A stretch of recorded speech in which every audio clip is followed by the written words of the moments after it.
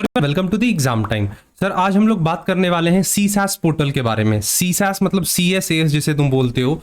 Finally आज इसका official launch हो गया है। अभी थोड़ी देर पहले ही इसका कॉन्फ्रेंस कंडक्ट करवाया गया था यूनिवर्सिटी ऑफ दिल्ली के थ्रू। मीडिया आए थे वहाँ पे, बहुत सारी बातें हुई, बहुत सारे डिस्कशन हुए। इवन लाइव अभी तक चल रहा होगा, अगर जाके तुम चेकआउट कर सकते हो। ठीक है, तो उस लाइव सेशन के क्या इंपॉर्टेंट बातें की गई, उसमें क्या क्या चीज़ों पे डिस्कशन किया गया, कैसे एडमिशन प्रोसेस होगा, किन किन फेज़ों में निकल कर आने वाला है हमारा सीसैस पोर्टल, इन सब पे टोटल चर्चा किया गया है। सो उसी का आज मैं तुम्हारे साथ क्रक्स लेकर आया हूं, समरी डिस्कस करने वाला हूं कि शॉर्ट और स्वीट में टोटल क्लैरिटी देने वाला हूं कि सीसैस पोर्टल है क्या और कैसे ये वर्क करने वाला है, कितने फीस लगेंगे, कैसे सीट्स अलॉटमेंट होंगे, कैसे तुम अपग्रेडेशन करोगे, लॉक करोगे, हर एक बात यहाँ पे हम लोग करने वाले हैं। सो अगर वीडियो पे, मतलब वीडियो क्या बोल रहा हूँ, चैनल पे पहली बार विजिट कर रहे हो तो यार चैनल को सब्सक्राइब करो और दोस्तों के साथ ये वीडियो अपने शेयर करो, सो दैट उनकी भी कोई अपडेट मिस ना हो। जस्ट एक मिनट वेट करना यार। चलो स्टार्ट करते हैं बेसिक चीज़ों से। सबसे पहले देखो, मैं अगर तुम्हें बताऊं सीसैस के बारे में, तो ये एक काउंसलिंग पोर्टल होने वाला है। जो भी बच्चे दिल्ली यूनिवर्सिटी में एडमिशन लेना चाह रहे हैं इस साल CUET के थ्रू, वो इस पे रजिस्ट्रेशन करके यूनिवर्सिटी ऑफ दिल्ली में एडमिशन ले सकते हैं।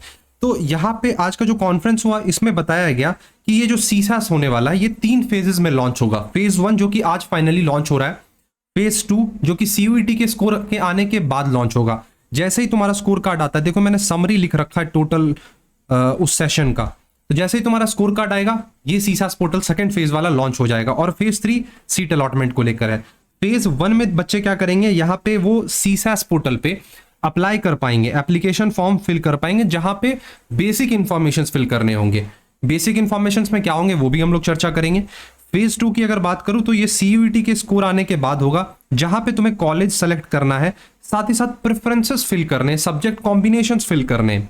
ये हो गया, ये समझ गए। तीसरे फेज की अगर मैं बात करूं तो यहां पे बात होने वाला है सीट अलोकेशन का, कि तुम्हें कौन सा कैंपस मिल रहा है, किस कोर्स में कौन सा सब्जेक्ट कॉम्बिनेशन तुम्हें मिल रहा है। मतलब कहो तो एडमिशन प्रोसेस ये होने वाला है, इसी में फी पेमेंट को लेकर भी बात होगी। तो फिलहाल आज जो लॉन्च हो रहा है हमारा फेज 1, उसके बारे में सबसे पहले चर्चा करते हैं। यहां पे आई होप तुम्हें हर एक चीज विजिबल होगा।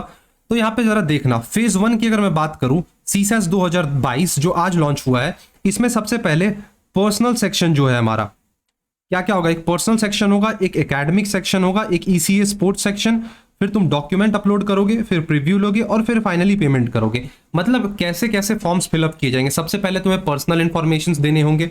अब क्वेश्चन आता है पर्सनल इंफॉर्मेशन में क्या क्या चीजें होंगी। जैसे कि देखो तुम्हें बता दूं, नेम हो गया, फोटोग्राफ हो गया, सिग्नेचर हो गया, ये नॉन एडिटेबल होगा। ये चीज याद रख लो, नॉन एडिटेबल होगा। ये चीज तुम्हारे CUET के पोर्टल से इंटीग्रेट किया गया होगा। जो नेम तुमने CUET के रजिस्ट्रेशन के वक्त डाला था, CUET.ug.samarth.ac.in पे जो तुमने डिटेल्स डाली थे, नेम, फोटोग्राफ तुम्हारे जो भी अपलोड हुए थे, तुमने साइन जो किया था, ये ऑटोमेटिकली इंटीग्रेट कर लिया जाएगा सीसैस पोर्टल पे। ठीक है, इट मींस ये नॉन एडिटेबल होगा। फिर एकेडमिक सेक्शन होगा। एकेडमिक सेक्शन में तुम्हें क्लास 12th के मार्क्स डालने होंगे। ये चीज यहां तक तुम्हें चीजें क्लैरिटी मिल गई। तो सीसैस जो आज लॉन्च हो रहा है, इसमें सबसे पहले पर्सनल सेक्शन होगा, फिर एकेडमिक सेक्शन, फिर जो बच्चे स्पोर्ट्स के थ्रू लेना चाहते हैं उनका एक सेक्शन, फिर अपलोड डॉक्यूमेंट्स तुम्हें अपलोड करने होंगे। क्या क्या डॉक्यूमेंट्स अपलोड करने, मैंने इस पे वीडियो बना रखा है, जाकर तुम चेकआउट कर सकते हो। फिर मैं अगर तुम्हें बताऊं तो तुम फिर अपने एप्लीकेशन फॉर्म का प्रीव्यू लोगे। प्रीव्यू लेने के बाद तुम्हें करना है पेमेंट। अब अगर मैं बात करूं पेमेंट की, तो जो बच्चे अनरिजर्व्ड कैटेगरी से हैं, OBC कैटेगरी से हैं, OBC NCL बेसिकली, और EWS कैटेगरी से, उनका फीस लगने वाला है 250। ठीक है, 250 रुपीज उनका फी लगने वाला है।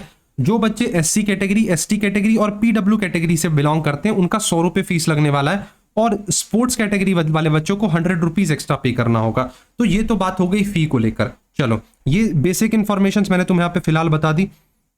अब मैं तुम्हें लेकर चलता हूं, जो ऑफिशियल स्लाइड्स वहां शेयर किए गए थे वो मैं तुम्हें दिखाने वाला हूं।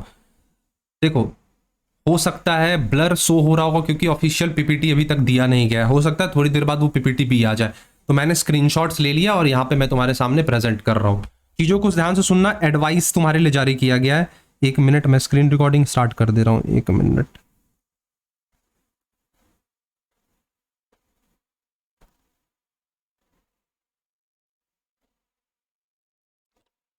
चलो देखो, एडवाइसेस की अगर बात की जाए, एडवाइसेस में क्या बात हुई है, सबसे पहला है यहाँ पे utmost care must be exercised in submitting personal details, social category, caste, gender. Once submitted these can not be change. बोला गया है आपको बहुत ही ध्यान से, बहुत ही केयरफुल वे में अपने पर्सनल डिटेल्स हो गए, सोशल कैटेगरीज हो गई, कास्ट और जेंडर, ये जानकारी बहुत ही आराम से सुकून से भरना है, कोई भी जल्दबाजी नहीं करनी है, क्योंकि अगर एक बार आप फिल करते हो तो ये चेंज नहीं होने वाले हैं। ये चीज याद रख लेना, बहुत ही क्लियरली मेंशन किया गया, once submitted these can not be changed. Clear.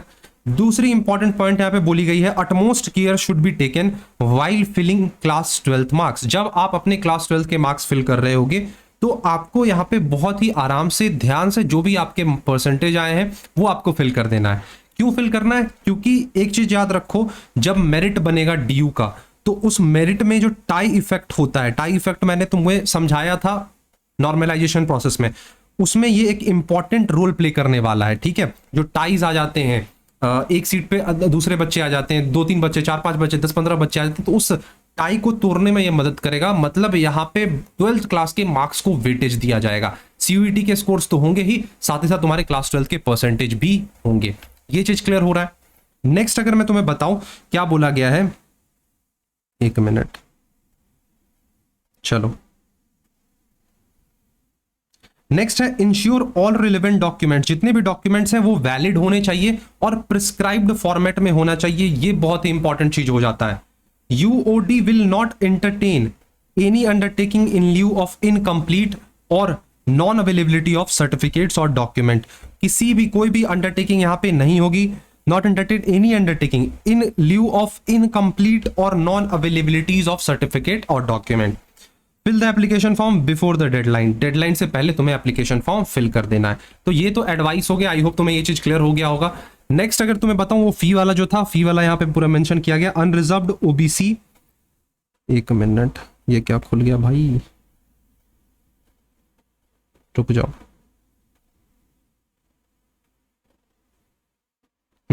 Unreserved OBC NCL EWS 250 रुपए फीस, SC ST PWBD 100 रुपए fee. There will be an additional fee of rupees 100 रुपए फॉर अप्लाइंग ECA और स्पोर्ट्स सुपर न्यूमेरिक कोटा। ठीक है, समझ गए ना ये चीज, 100 रुपए एक्स्ट्रा लगने वाले हैं सुपर न्यूमेरिक कोटा वाले के लिए, स्पोर्ट्स के लिए। अब बताऊं अगर तुम्हें मैं, selecting the programs and filling the preferences, ये होता है CUET CSAS पोर्टल का फेज सेकंड।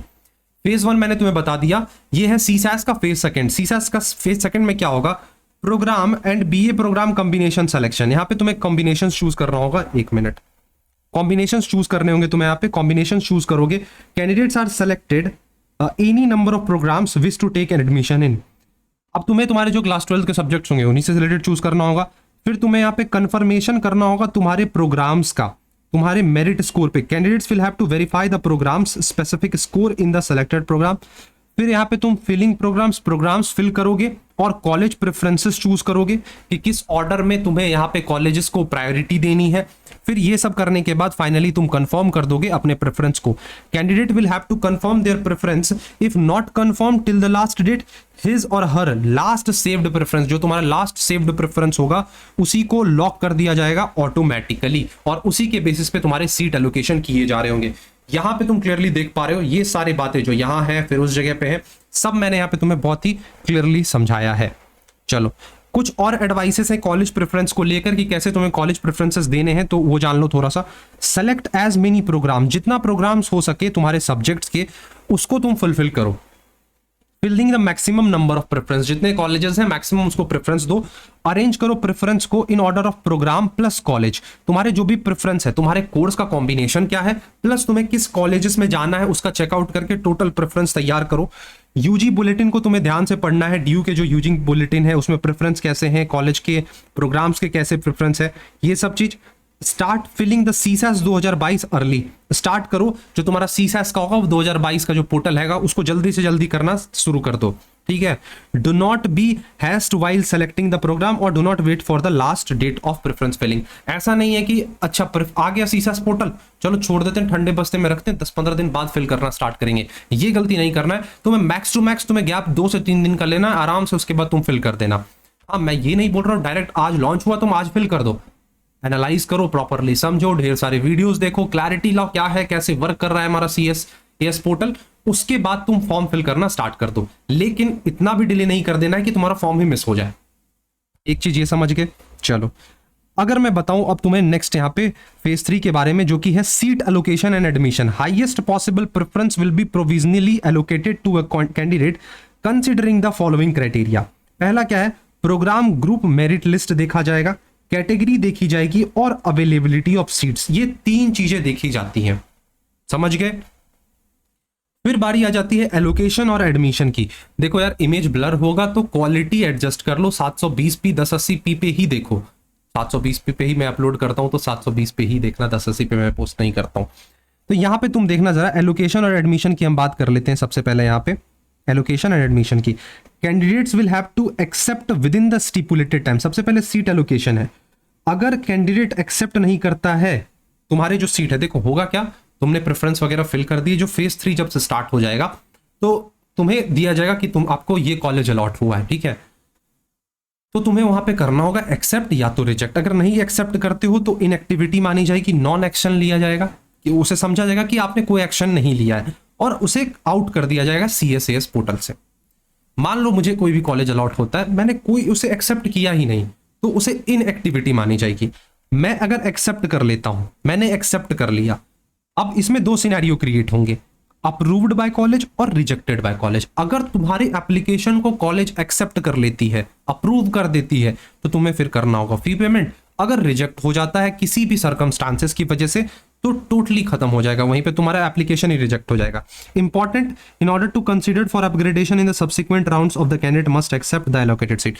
फिर धीरे धीरे जैसे ही अपग्रेडेशन का प्रोसेस स्टार्ट होगा, अगर तुम्हारा सीट कॉलेज में अपग्रेड होता है, दूसरे कैंपस में जाता है, तो उस वक्त भी तुम्हें एक्सेप्ट करना होगा। Acceptance of the provisionally allocated seat. Non acceptance क्या है यहाँ पे, no action in activity will be taken as no acceptance to allocated seat will be treated as decline to the provisional offer of an seat. Candidate will no longer able to participate in the subsequent round of CSAS 2022, CSAS 2022। क्या बोला गया है, अगर तुम accept नहीं करते हो तो तुम्हारा जो एप्लीकेशन होगा वहीं रिजेक्ट कर दिया जाएगा और तुम कंसीडर नहीं किए जाओगे CSAS 2022 में। ये चीज समझ गए। चलो आगे अब बात करते हैं online approval by the college. Seat तुम्हें अलोकेट हो गया, तुमने एक्सेप्ट कर लिया, कॉलेज ने अप्रूव कर दिया, फी पेमेंट करोगे, रिजेक्ट कर दिया भाई, तक वो तो समझ ही गए, वो मैंने जो तुम्हें बताया। द कॉलेज विल चेक तुम्हारे कॉलेज क्यों सर अप्रूव करेगी और रिजेक्ट करेगी। अप्रूव करना मतलब अगर तुम्हारे सारे डॉक्यूमेंट सही होते हैं, जो भी तुमने डॉक्यूमेंट्स दिए हैं, कॉलेज उसे करेगी वेरीफाई। अगर वो सारे डॉक्यूमेंट सही होते हैं तो तुम्हें कॉलेज कर लेगी अप्रूव, तुम्हें फिर फी पेमेंट का ऑप्शन आ जाएगा। अगर गलत होते हैं तो रिजेक्ट कर दिया जाएगा। इनएक्टिविटी वाला मैंने तुम्हें समझा दिया। चलो और है कुछ क्या, हाँ अब आ जाता है upgrade and freeze option. Allocation round, अगर कॉलेज ने अप्रूव कर दिया, फी पेमेंट कर दिया, एडमिशन इन कॉलेज, फिर होता है अपग्रेड का ऑप्शन। अपग्रेड का ऑप्शन आता है कि बाय चांस तुम्हारा दूसरे कॉलेज में, अच्छे कॉलेज में तुमने जो प्रेफरेंस फिल किया था उस प्रेफरेंस के अकॉर्डिंग तुम्हारा अपग्रेड हो गया। तो अगर अपग्रेड हो जाता है तो यहाँ पे दूसरा राउंड चलना स्टार्ट होगा। अब इस वक्त तुम्हें करना होगा फ्रीज, ठीक है, जिसमें अगर तुम सीट से सेटिस्फाई हो तो BHU में जैसे लॉक होता था, यहाँ पे फ्रीज वर्ड यूज किया गया। Candidate to whom first preference is allotted will not be considered for upgrade. क्या बोला गया है, मान लो तुमने फर्स्ट ऑप्शन SRCC डाला था और तुम्हें SRCC ही मिल जाता है, तो अब ये ऑटोमेटिकली तुम्हारा लॉक हो जाएगा, यहाँ अपग्रेड का ऑप्शन ही तुम्हें देखने को नहीं मिलेगा। ठीक है, समझ गए। Admitted candidate may choose upgrade option to try for their higher submitted preference than the current allocated. If the higher preference is allocated, will candidate have to accept the new allocated seat. मान लो तुमने ठीक है, मान लो Delhi school of economics डाला था, Delhi school of economics था तुम्हारा third preference में, फर्स्ट में था तुम्हारा SRCC, सेकंड में था हिंदू, तो तुम्हें अलॉट हुआ है DSC अलॉट हुआ DSC, ठीक है। तो अब यहां पे तुम्हें समझने वाली बात है, तुम्हें ये अलॉट हो गया तो अब तुम्हें करना होगा अपग्रेड पे क्लिक। तुमने अपग्रेड पे क्लिक किया और तुम्हें मिल जाता है हिंदू, तो हिंदू अगर मिलता है तो तुम्हारे पास ऑप्शन रहेंगे, या तो अपग्रेड कर दो या तो फ्रीज कर दो। नहीं, तुम्हें और अपग्रेड करना है तो अपग्रेड पे क्लिक करना होगा। फिर अगर तुम्हें SRCC मिल जाता है तो उस सिचुएशन पे तुम्हारा ऑटोमेटिकली लॉक हो जाएगा। समझ गए चीज? आई होप तुम्हें सारी बातें क्लियर हो गई होंगी। एक इंपॉर्टेंट बात जो कि यहाँ पे मैंने मेंशन नहीं किया है, बता दूं, इंपॉर्टेंट है, लेकिन DU का कहना है, DU के वाइस चांसलर का कहना है, वहां पे जो भी इस प्रेस कॉन्फ्रेंस में इन्वॉल्व थे, जो भी लोग इन्वॉल्व थे, उनका कहना था कि हम इस चीज को प्रमोट नहीं करते हैं। बोला गया अगर कोई बच्चे कोई भी स्टूडेंट CSS पोर्टल पे रजिस्टर नहीं कर पाता है किसी भी पॉसिबल रीजन की वजह से, ठीक है, तो उसके पास ऑप्शन होगा एडिशनल 1000 पे करके वो रजिस्टर कर सकता है कुछ टाइम बाद, लेकिन उनको कुछ प्रेफरेंसेस नहीं मिलेंगे, ठीक है, कुछ चीजों से वो वंचित हो जाएंगे। और यहां पे DU का कहना है हम इस चीज को प्रमोट नहीं करते, हम बस ये फीचर इसलिए ला रहे हैं क्योंकि कभी कभी होता है कि कुछ बच्चे के छूट जाते हैं रजिस्ट्रेशन, तो उस चीज को देखते हुए यहां पे हम ये चीज लेकर आ रहे हैं। आई होप तुम्हें ये चीज क्लियर हो गया होगा, ठीक है, और तो कुछ है नहीं। अगर तुम्हारे फिर भी कोई डाउट्स रह गए होंगे, देखो मैंने प्रेस कॉन्फ्रेंस सुना है ध्यान से, जो भी इंपॉर्टेंट बातें थी वो मैंने तुम्हारे सामने प्रेजेंट किया है। मैं तुमसे एक रिक्वेस्ट करूंगा, इस वीडियो को लाइक देना, एक लाइक दे देना और दोस्तों के साथ शेयर करना, और कमेंट सेक्शन में जो भी तुम्हारे डाउट्स होंगे या तुम्हारी कोई भी क्वेरी छोटी से छोटी वो तुम बताकर जरूर जाना। एंड करता हूं आज के सेशन को, मिलूंगा अपने नेक्स्ट सेशन में, तब तक के लिए thank you, bye bye and take care.